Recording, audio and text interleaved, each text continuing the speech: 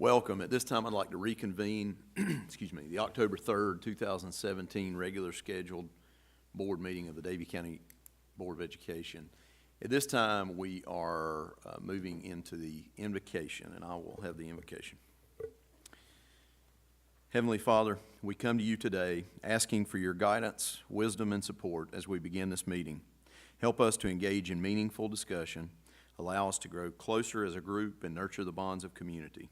Fill us with your grace as we make decisions that will affect our great county, and continue to remind us that all that we do here today, all that we accomplish is for the pursuit of truth, for the greater glory of you, and for the service of humanity.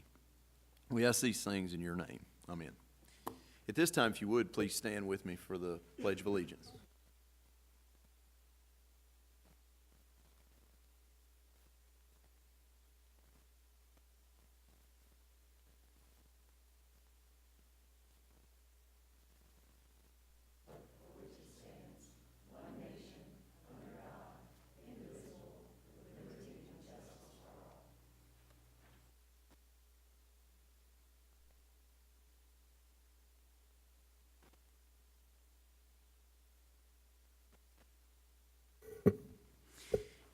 At this time, I need a motion to approve the minutes from our September 12th regular scheduled meeting. We have a motion by Mr. Hales. Do we have a second? We have a second by Mr. Potts. All in favor? Motion carries 6-0. This time we're moving on to board report, and I will point out some dates for the board. Just want to remind everyone that's going to the Fall Law Conference that it's from the 11th to the 13th. I guess that would be your presentation. We are having lunch at South Davie on the 26th. Our next meeting is back here at 6 on November the 7th. Then on November the 8th, we'll have lunch at Davie High School. So I think that'll do it for now. I'll turn it over to Dr. Hartness for his report. Thank you, Mr. Chairman. I think we'll have a pretty brief meeting tonight. I just have a couple things to bring to your attention. September's been a very nice month. I sure am happy to have a little cooler weather. I don't know about you guys, but I had the pleasure of going out last week to the Farmington Community Center and checking out their renovations and the display of historical items associated with that school. If you have not been by there, I would encourage each and every one of you to visit the Farmington Community Center and see their renovations. They did a first-class job with preserving that historical site, and there's a lot of nice school memorabilia that's on display, and some trophy cases from the Davie County High School on Salisbury Road. So they took some of those trophy cases and put them to use at the new Farmington Community Center renovation. So go by there if you get a chance. Couple things, news related to the county. The county commissioners met, and we have a new county commissioner that replaced Dan Barrett, Mr. Robert Wisecarver. I think most of you have worked with Robert before, so we congratulate him on his appointment, and we'll look forward to working with him. Also, the county cut ribbon on the new EMS station just right up the road from the new high school. So it's nice to have that resource in that part of the county to service that area of Davie County. We have some new tours coming up for our students. One of the things that we've talked about is the need to continue to expose our students to opportunities that are available here in Davie County. So in celebration of National Manufacturing Day on Friday, October the 6th, we have groups of students from our middle schools that will be going around to different industries in Davie County. They will be visiting Davidson Community College, Ingersoll Rand. They'll be visiting DEX. There'll be a group going to Davie Medical Center, a group going to Dunlop Aircraft Tires, one going to Pro Refrigeration, and one visiting the Dragonfly House construction site to visit Davie Construction. And on October the 12th, the following Friday, we'll have a group from South Davie Middle School visiting Ashley Furniture. So we're getting our students acclimated with opportunities that are available in the future and an idea of the different types of jobs that are available here in Davie County. So appreciate Donna McNeil and the curriculum team and the Chamber of Commerce and Economic Development for all partnering in this effort to promote Davie County. Mentioned to you previously, we'll get some more details on this, but if you're interested, mark your calendars for October the 17th. We're anticipating a visit from President Margaret Spellings from the university system at Davie Early College High School. Right now, that is a scheduled arrival of around 10 o'clock that morning for an hour and a half or so. And Denise will get some more information when that becomes available. We'll plan for that and look forward to that update. October the 17th, that's correct. Hope you guys can join us for that visit as she makes an announcement about a University P16 initiative, PK16 initiative. I want to give you a couple of construction updates. We missed Jim Moorfield being here, and our high school is complete except for a few finishing touches, and I want to give you a few pictures this evening to give you an idea of what's going on around the county and some things that are on the horizon. So if our technology team can cut the lights, we'll look at a few construction update pictures. Tomorrow morning, I'll be meeting with our architect to talk about the concept and construction drawings for a field house for future construction at the Davie County High School Stadium. I've shown you this picture in the past, so this is one of the original renderings of a concept of a field house.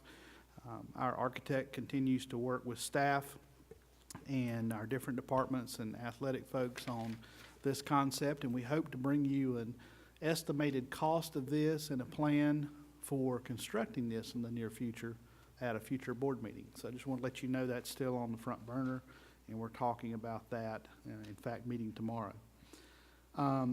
Had some folks ask about what's happening at the former Davie County High School site.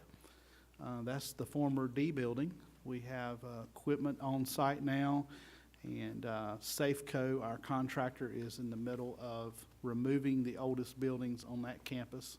So that construction is underway and scheduled to be complete in mid-January. At the new high school site, you know that we were finishing up some ball fields, and this is the baseball field, and you'll notice in the background the backstop wall has been poured and constructed, and the brick veneer is on the backstop wall. The foundation for the dugouts and the pad around here, that's an elevated pad where the bleachers will go, is under construction now.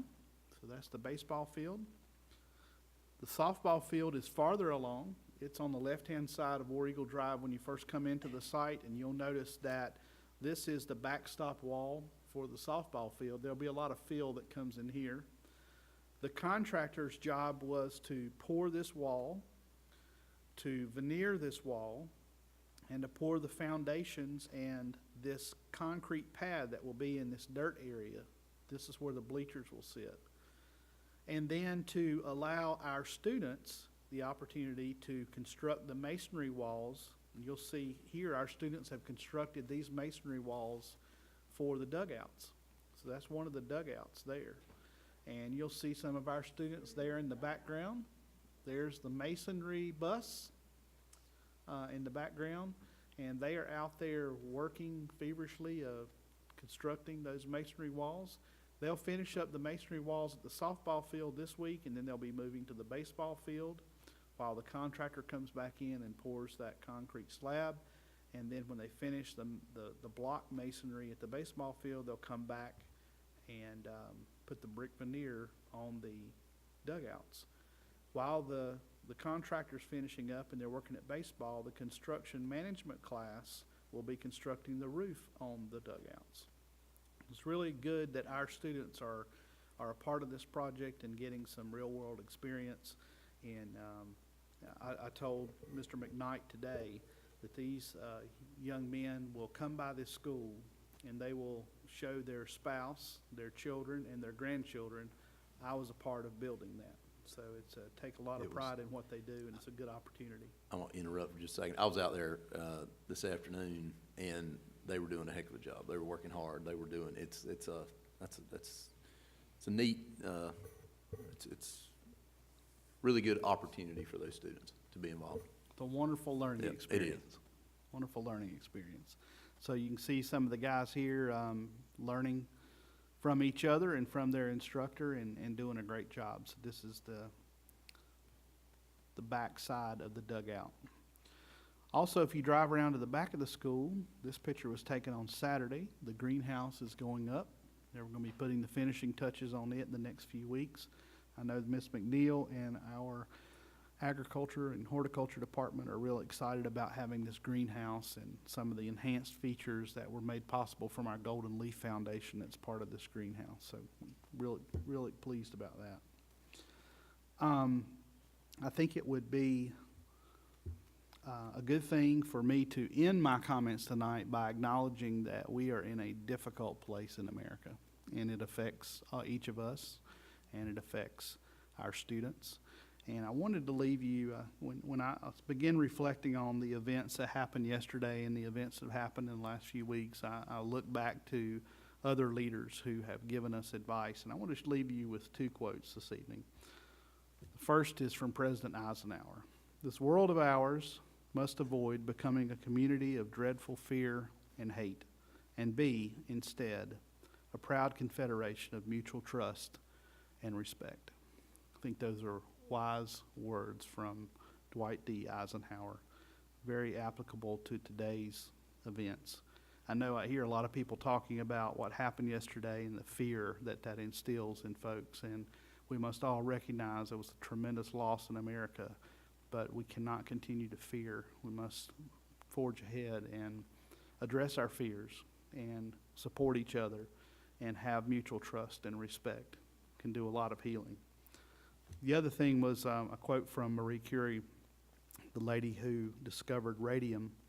"Nothing in life is to be feared, it is only to be understood. Now is the time to understand more, so that we may fear less. And with understanding comes listening." So with that, Mr. Chairman, I'll leave you. Thank you for your update, and thank you for those quotes. That, we all need to abide by those ideals. Trust and respect is a thing that seems to be missing these days, sadly enough. At this time, I'll ask for a motion to approve the consent agenda. Got a motion by Mr. Drexler. Do we have a second? I have a second by Ms. Horn. All in favor? Motion carries 6-0. Thank you. At this time, we're moving on to special reports, and we have our annual audit report, and I will ask Mr. White to come up from Anderson, Smith & White, and Ms. Miller to together present this audit report. All right. Mr. Chairman, members of the board, Dr. Harden is pleased to be here this afternoon. Like we said, to present the audit report for Davie County Schools for the year ending June 30th, 2017. Before I go into the presentation of the statements, I do want to congratulate each and every one of you. We were out doing the year-end audit work during the ribbon cutting for the new high school. And Deborah was so kind to invite me to come out for that ceremony, and it was just so nice to see all the community there and the look in the students' eyes. They were all, very proud. Everyone there was very proud, as they should be, of that high school. So congratulations to everyone here for that. But like I said, I'm going to go over the audit report with you. If you have any questions during my presentation, please feel free to interrupt me, and I'll do my best to answer any questions that you may have. I think each of you have an electronic copy in front of you of those statements, so I'll refer to certain pages of that. Within the financial statements, you'll see on page 1 is going to be our opinion letter on your financial statements as your independent CPAs. I'm pleased to report that we issued an unmodified opinion. That's commonly referred to as a clean audit report. It's the highest level of assurance that we can give on a set of financial statements as your independent CPAs. And the term unmodified, what that means is during the scope of our work, there were no items that would cause us to make a modification to the opinion where we would say everything is good and in accordance with the accounting standards except for this one item. So there were no exceptions to that report. So everything was in accordance with the standards is what that really means. Then the next section that you get into is called the management's discussion and analysis, and this is probably 10 or so pages, and this is a summarization of the entire financial statements as prepared by management. That is not a set of the statements that we necessarily prepared as part of the audit, but it is a summarization of that data. Then if you go over to page 11, you're going to get into the actual financial statements. And the first two statements are going to be statements of net position and statement of activities. And I always tell the boards of education that these two statements probably are not what you want to manage off of. The statements changed. It probably was, 15 years ago whenever we started adding fixed assets and whatnot to these statements. And really, as a school board, you're not going to sell your schools or the land to fund the continuing operations. So if you look at this statement, it's going to show $33 million of net position, but that's really, clearly not what you have. And I just always want to point that out where somebody doesn't misinterpret the financial statements. The reason these statements are here are more so for counties and cities where they're issuing debt. And Standard & Poor's and Moody's, they're very interested in seeing these fixed assets so they can put a rating on the organization. But for a school board, it's really just not quite as relevant to you guys.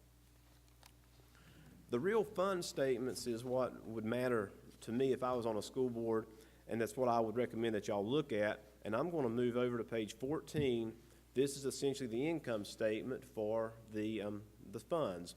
And the main thing that I would notice off of this is that you've got about $2.1 million of fund balance on the first column on the left in the general fund. Down at the bottom, it'll show $2.1 million. And I always tell people to compare that to your revenues from the general fund, the state fund, and the federal fund, because you can't carry fund balance from the state fund. You can't carry fund balance on the federal fund. So if you get any cuts from federal or state funding or local funding, that has to come out of your local fund's fund balance. So you're carrying about $2 million on roughly, if you add the revenues across the top for the general, state public school fund, and federal grants fund, is about $50 million, just to give you an idea of where you're at on the fund balance versus the revenues for those three funds. All right. I also wanted to mention, I'm not going to go into great detail, but your school food service program continues to operate well, so you don't really have any issues there. I didn't even tell y'all, but really all that I do is audit school boards. That's essentially our entire practice, and we see so many districts where the school food service program is suffering now. But you guys are in good shape on that, so that's something to be proud of also. There's one thing that I want to focus in on. There's one actual statement that I do want to draw your attention to and maybe go over with you a little bit of detail. If y'all don't mind, turn to page 49 on that electronic document if you can. This is a schedule that's required in the financial statements, and it's really a pension schedule. It's a schedule for the retirement system funded by the state, and it shows your proportionate share of that, but it's got some very interesting data that I would like to go over with you on this. It's a 4-year schedule going from right to left, going from 2014 to 2017. And what I'm going to focus in on is the second number from the bottom, the second row from the bottom. This is talking about, this schedule is showing data of your covered employees. And what that is that's the technical term for your employees that are receiving full benefits, those that are receiving retirement benefits at the district. If you'll notice in 2014, the wages were $32.3 million for those employees. And we'll skip ahead to 2017, and your wages is going to be $33.6 million. So roughly $1.3 million additional wages on that. And what someone would probably rightfully say, well, that's because we've had some raises here in the last couple of years. Probably deservedly so, because there were so many years where the teachers and everyone got no raises whatsoever. But what I want to point out to you is two things. The wages went up, but, and you can't see this on this schedule, your head count went down. You went down from 860 employees roughly to roughly 810 employees in this same period. So you're spending more money on payroll for 50 less people that are these covered people. And then the next point I want to focus on this, and this is really what describes everything that's happened in the local education agencies throughout the state. You all didn't get a chance to vote on the raises. This is all state mandated raises. You pay based on the state salary schedules. So the state tells you that you've got to pay in accordance with this, and again, not arguing whether the raises were appropriate or not, which I would probably say they are, but that's irrelevant for the discussion. The point is the state says we're gonna give these raises.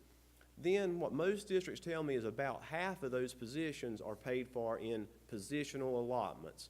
And that would be like a teacher allotment, where if a teacher's making $50,000 or a teacher's making $40,000 or $35,000, they're paying the full cost for that employee. It doesn't matter what their salary is. They're paying it all. They pay all the benefits. So that covers about half your employees. Then the other half of this raise, where does that money come from? Those may be federally paid employees. They may be locally paid employees. The federal government doesn't give you additional allotment when the state says you're going to get a raise. So you get no more federal money. So in the end, that pushes it over to your local dollars that's got to pay for that.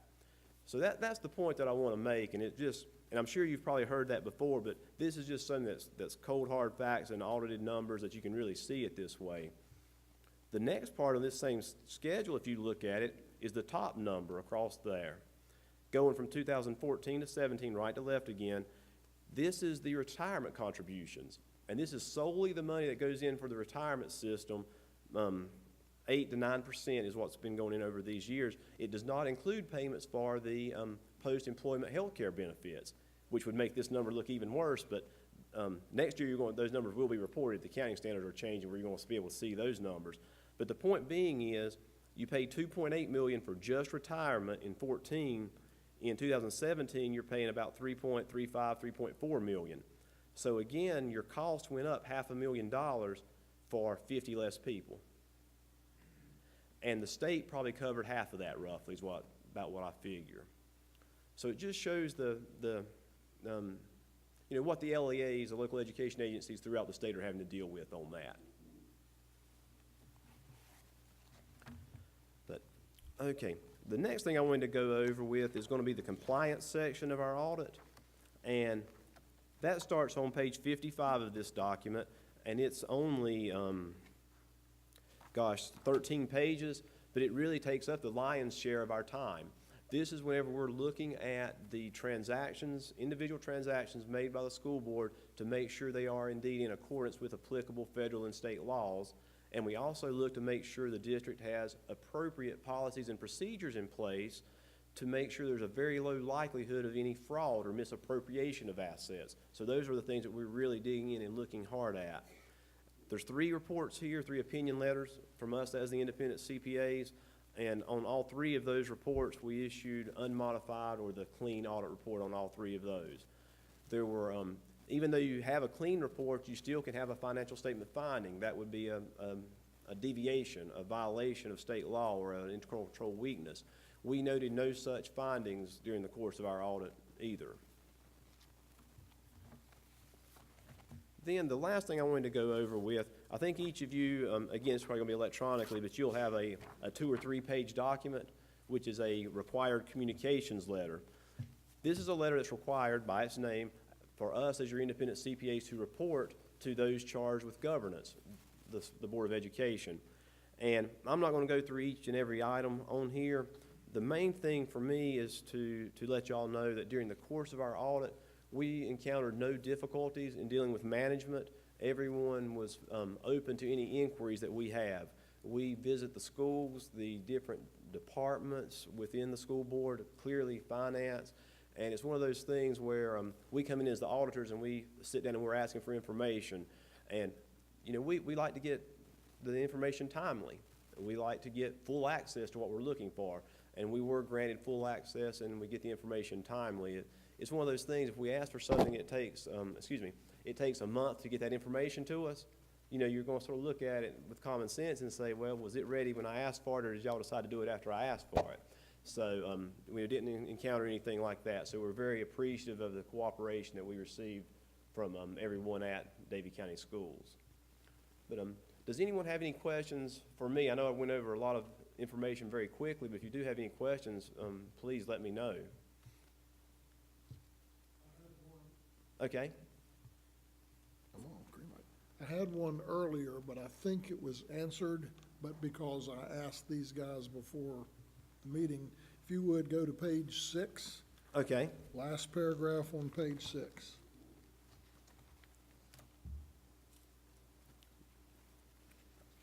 bet I know what you're gonna ask about. All right, tell me what I'm gonna ask you. You're probably looking at that 121 down at the bottom. Go, give us all a. Yeah, I that's, think I now have the answer, but give, in all honesty, that relates to those government-wide, that net position statements I'm talking about. And it's something that's really more applicable to cities and counties. And as far as telling you how you can have 121 of a higher percent, invest in fixed assets, in all honesty, that's just the accounting rules and how you have to present that. I'm not gonna have a better answer for you on that one.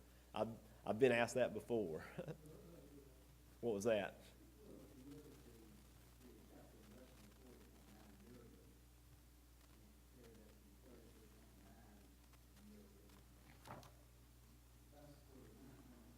Oh, yeah, that's exactly the calculation on it. It's, as far as trying to interpret it, if you were a city, I don't do city or county audits, but for them it would be very important. It's just one of those things that it's on the schools. It's different. They make the rules for all governments, and they don't realize that the schools, and North Carolina is a lot different too than other states, as y'all are probably very well aware with how the funding is and whatnot. And sorry I can't give you a better answer, but I have been asked that before though. And I was going to tell you too, I should have mentioned it earlier, but on our opinion letter, I said on page 1, but on page 3 of that opinion letter, that's our phone number. So if you do have any questions, we, later on, we work for you guys, in all honesty. So Paul, if something pops up later, we'll give him a call. Yeah, that's no problem at all. We work for y'all and be glad to help. We might need an address also. We didn't put that in there on purpose. Do we have any other questions for Mr. White? Thank you so much. Oh, We appreciate it. You have something? Go ahead. It's certainly not a question, but it's an appropriate time to say thank you to Deborah Yeah. and the finance department Right. and all those school financial secretaries and folks who take care of making sure that they're doing the right thing. It's particularly pleasing to hear him say that not only was it correct, but it was given to them in a timely manner in Right. cooperation. So that's a good, perfect example of her leadership. And Absolutely. we appreciate that. Absolutely. Absolutely.